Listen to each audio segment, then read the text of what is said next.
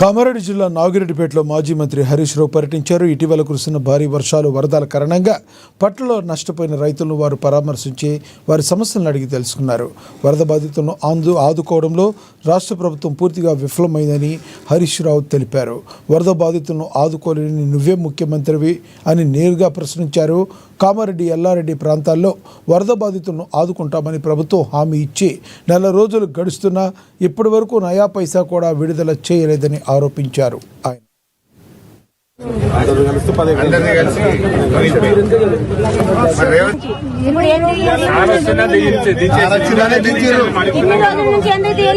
వందలాది ఇల్లు కూలిపోయాయి, ప్రాణ నష్టం, ఆస్తి నష్టం జరిగింది.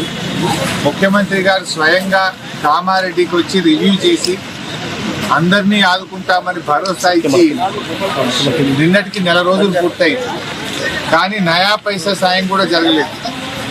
జిల్లా అధికారులు పంపిన రిపోర్ట్లో దాదాపు 344 కోట్ల రూపాయల నష్టం జరిగిందని చెప్తే ఇప్పటి వరకు 34 రూపాయలు కూడా ఈ జిల్లాకు విడుదల కాలేదు. ఎక్కడికక్కడ రోడ్లు తెగిపోయినాయి, విద్యుత్ సరఫరా నిలిచిపోయింది, కాలువలకు గండ్లు పడ్డాయి, చెరువులు తెగిపోయాయి, కానీ ఏ ఒక్క చోట కూడా పునరుద్ధరణ ప్రక్రియ స్టార్ట్ కాలేదు.